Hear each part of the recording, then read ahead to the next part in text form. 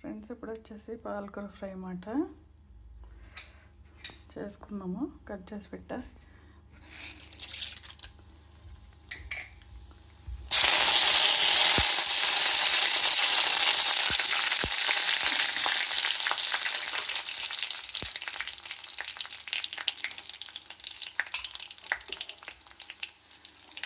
వేసేసుకోవాలి.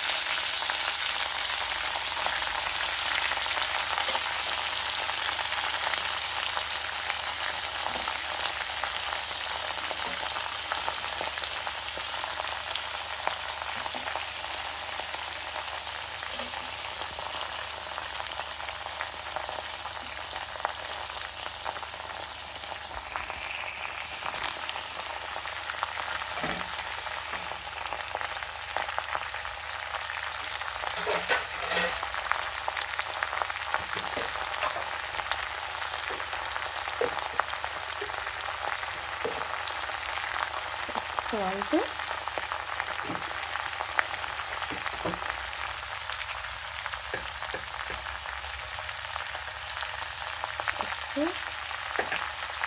ఫస్ట్ కలిపేసుకుని సిమ్లో పెట్టుకోవాలి. దీన్ని సిమ్లోనే ఉడికిపోతుంది. 5 minutesలో అయిపోతుంది మనకు.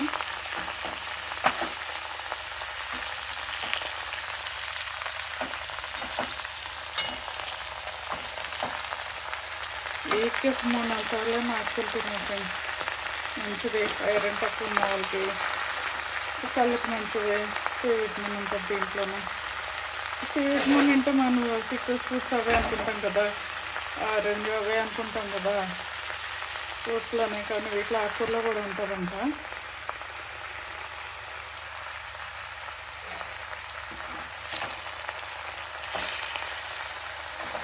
ఆకుకూరలు బాగా తినాలి. పాలు ఇచ్చే పిల్లలు ఉంటారు కదా,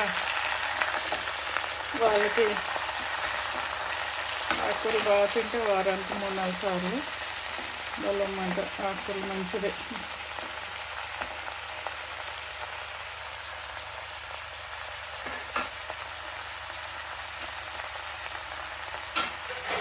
సిమ్లోనే ఉడికినిద్దాము. ఒక 5 నిమిషాలు అయ్యాక అయిపోతుంది. తొందరగానే అయిపోతుంది పాలకూర. కొన్నట్టు కూర కూడా వేసాను, బాగుంటుందని.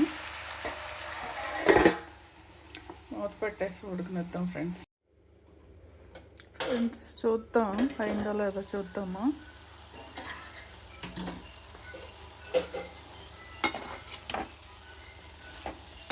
కొంచెం అవ్వాలి ఫ్రెండ్స్, ఇంకొక 2 minutes. అప్పుడప్పుడు ఇలా తిప్పుకోవాలి, లేకపోతే మాడిపోతుంది అన్నమాట. సిమ్లో పెట్టి వండుకోవాలి ఫ్రెండ్స్, హైలో పెట్టకూడదు అసలు. ఆకుకూరలు ఎప్పుడు సిమ్లో మెల్లగా ఉడకనివ్వాలన్నమాట. ఇలా పెట్టామంటే దన మాడిపోతుంది 2 minutesలోనే. కొంచెం టైం పడుతుంది. దీనికి ఏం నీళ్ళే ఎక్కర్లేదు. దీంట్లో వాటర్ వచ్చింది చూసారా, కొద్దిగా చూసారా, అయ్యో దాంతోనే ఉడికిపోతుంది అన్నమాట. వాటర్ ఏమి ఎక్కర్లేదు, బాగుంటుంది. దీంతోనే టేస్టీగా ఉంటుంది. 2 minutes ఆగుదాము. మూత పెట్టేసుకుని వండుకుందాము.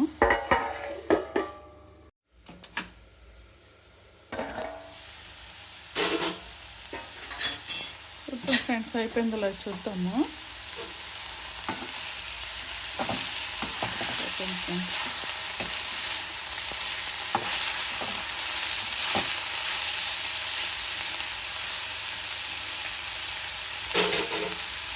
స్టవ్ ఆఫ్ చేసుకున్నప్పుడు ఇక రైస్లో పెట్టుకుని తినేయడం. రైస్కి, చపాతీకి, పూరికి దేంట్లోనే పెట్టుకోవచ్చు. ఇది పాలకూర ఫ్రై బాగుంటుంది. మీరు కూడా ట్రై చేయండి. వీడియో నచ్చితే లైక్ చేయండి. Thank you friends.